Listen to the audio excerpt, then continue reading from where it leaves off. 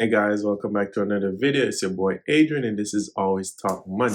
Now, today we're going to talk about my problem with Airbnb as a business.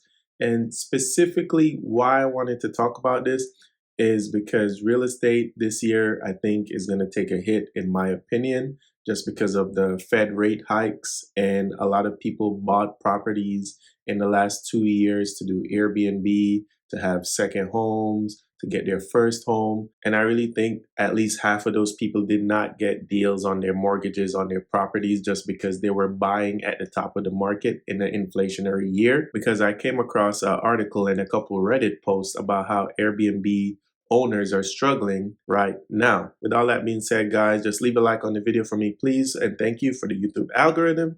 And let's get into the first point why I think Airbnb, I don't like it as a business. Number one, it gave off a fad-ish vibe. And we all know what fads are, right? Everybody runs to the new thing, the new hot thing, and starts to do it. The problem is when everybody runs to a certain thing, that causes saturation in the market. And when that happens, it causes prices to go down. It causes a lot of competition. And that's not good for a business. Competition is good, but a lot all at once is not necessarily good for a business. When everybody's jumping on a fad, you can best believe it's going to be short lived. There's no sustainability to fads. And if I'm going to do a business, I need to think long term. I need 5 years down the line, 10 years down the line, 15 years down the line. What is this business going to look like?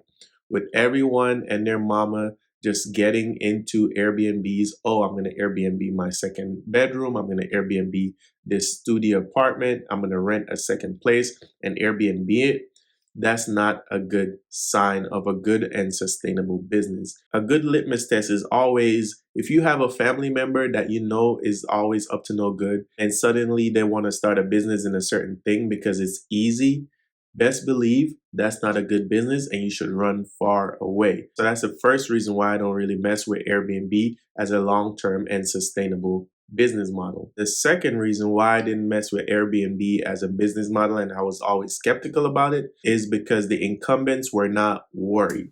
Basically, the hotel industry, they did not care about Airbnbs. They were not worried about them. They did not feel fear. They did not change the processes that they took because of Airbnbs. And what that basically told me is it's not a long-term play. Because if the people who have been in the industry for years and years and years are not worried about you as someone who came in as the new person, then best believe you're not doing something right.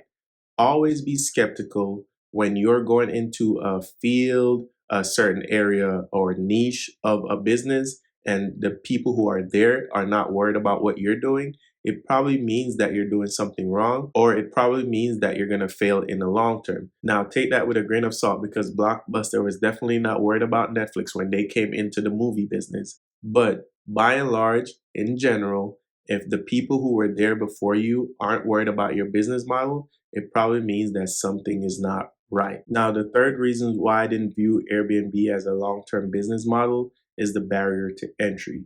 As I said earlier, everybody and their mama can jump into that business. I don't like it. Now, you might say, if a business is easy to get into, isn't that a good thing? It's not necessarily a good thing because that means your competition can also get into it easily. And some people might also say, well, YouTube is very easy to get into. You just turn on your camera, film something, and upload it, and now you're a YouTuber. Technically, it's not easy to get into. I've been at this for 3 months so far, made a lot of videos, a lot of time editing, filming, planning, learning to speak on camera, and I've made $0 from this business so far. Why? Because it's not easy to get into. Airbnb, you can pretty much make money from day one. As long as you have the space and you can get someone to rent it out, that's a low barrier to entry, in my opinion. It does invite a lot of competition, as I said, but the other point a lot of people don't look at is it makes the industry very volatile to consumers. You can be the best Airbnb host ever, but people will not mess with the industry as a whole if they have a bad experience. I've seen Reddit posts of people complained about being filmed, bad customer service, the host showing up inside the Airbnb while someone was in there in a compromising position. All these things might make people think, you know what? I'm never doing any Airbnbs. And now you have to wear that stain as someone in the industry, even though you are nothing like that. Also, with low barrier to entry, it invites a lot of people who are not serious about business.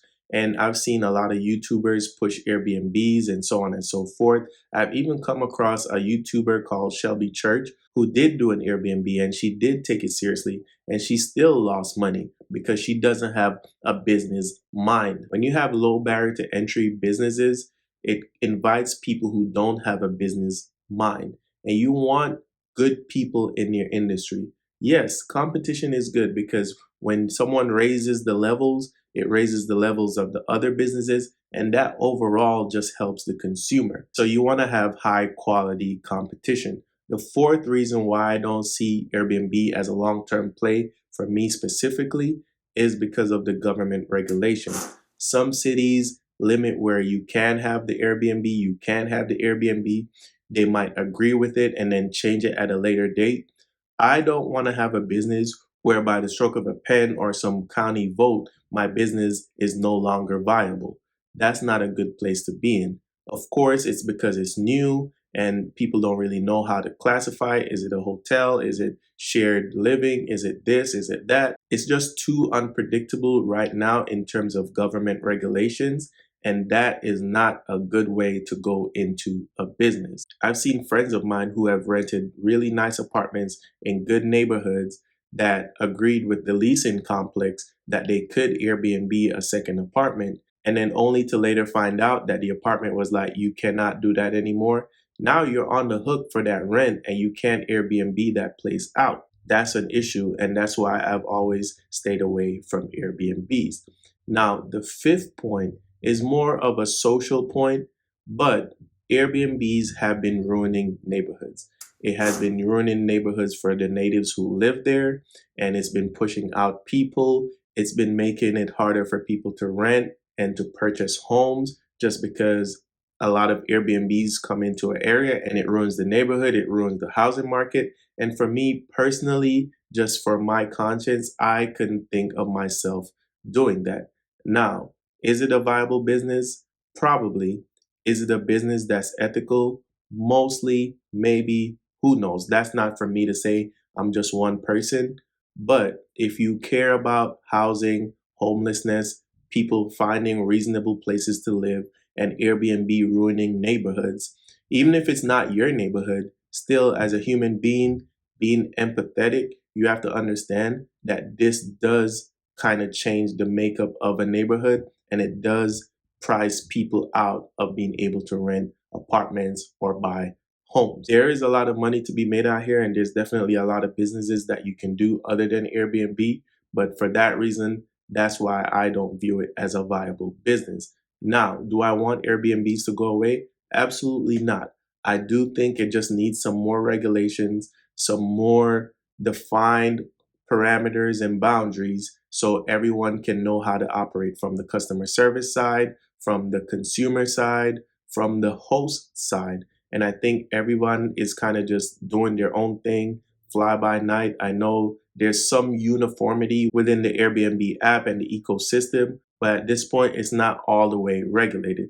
Now, that's the end of the video, guys. Let me know what you think in the comments below. Am I off base? Let me know in the comments below. Leave a like on the video. New videos every Monday and Thursday. And until then, stay safe, be good, and I'll see you. Peace.